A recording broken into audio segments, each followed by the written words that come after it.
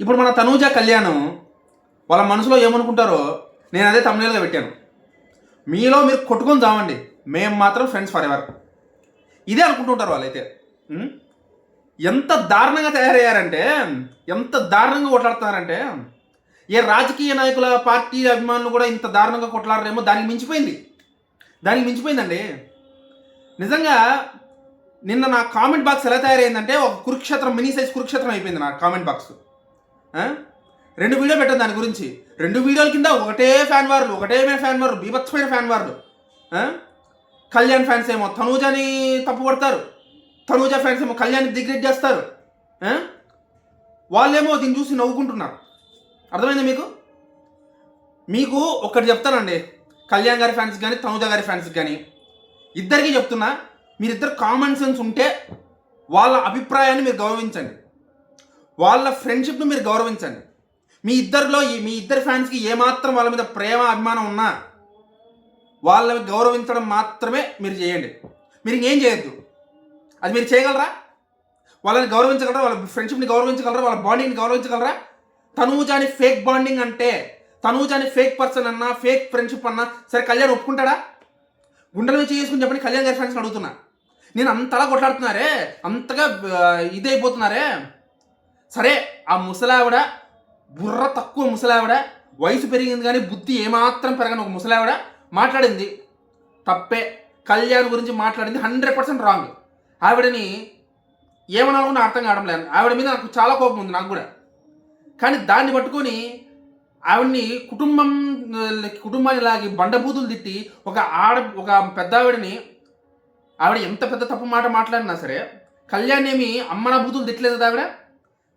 సరే రాంగ్గా మాట్లాడింది అనుకుందాం, రాంగే మాట్లాడింది, 100% రాంగే మాట్లాడింది, కానీ బూతులు ఏం తిట్టలే కదా. మీరు ఆవిడ బూతులు తిట్టాల్సిన అవసరం ఏముంది? మీరు డిఫెండ్ చేయలేరా? కళ్యాణ్ ఫ్యాన్స్ అడుగుతున్నా, మీరు డిఫెండ్ చేయలేరా? మీరు బూతులు తిట్టాల్సిన అవసరం ఏముంది? బూతులు తిట్టిందని చెప్పి తనూజ స్టేటస్ పెట్టింది, దాన్ని మీరు తప్పు పడుతున్నారా? మీరు ఫేక్ బాండింగ్ అంటారు, ఫేక్ ఫ్రెండ్షిప్ అంటున్నారా?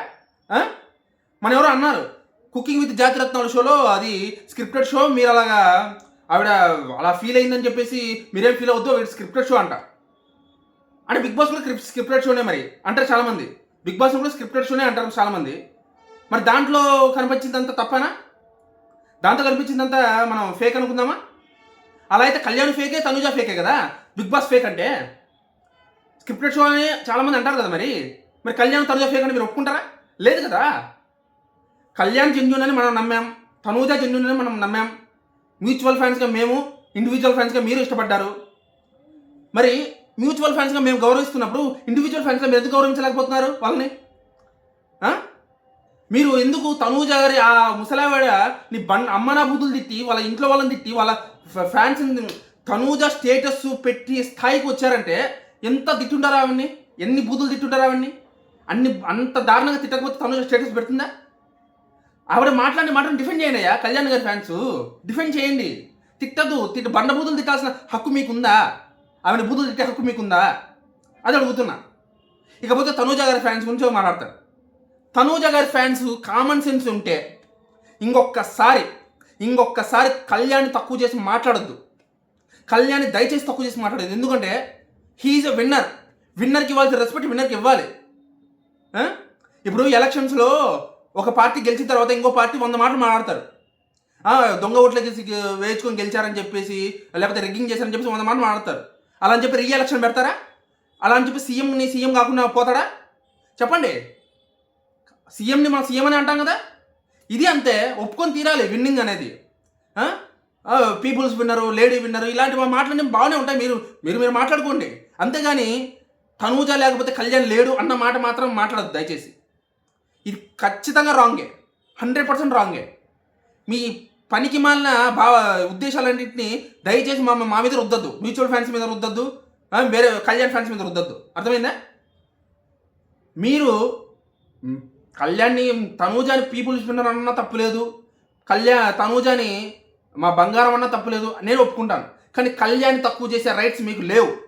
మీకు అంత బాధ ఉందే తనూజ ఓడిపోయిందని చెప్పేసి. మరి బిగ్ బాస్ ఉన్నప్పుడు ఓట్లేసి గెలిపించుకోలేకపోయారా?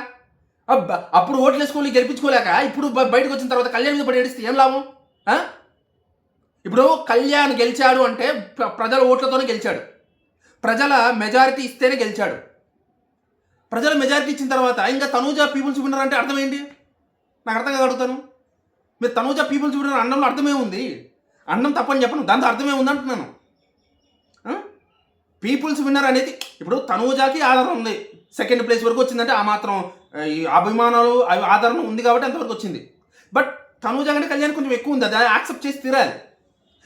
తనూజ కంటే కళ్యాణ్కి కొంచెం ఎక్కువగానే ఉంది కాబట్టి గెలిచాడు, దాన్ని యాక్సెప్ట్ చేయండి.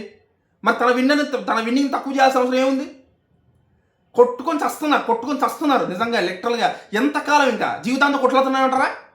నెక్స్ట్ సీజన్లో అయిపోతూ ఉంటాయి కాబట్టి వీళ్ళిద్దరు మాత్రం కొట్లాడుతూనే ఉంటారు. వీళ్ళిద్దరి గురించి వీళ్ళిద్దరిని తిడుతూనే ఉంటారు, అమ్మనా బుద్ధులు.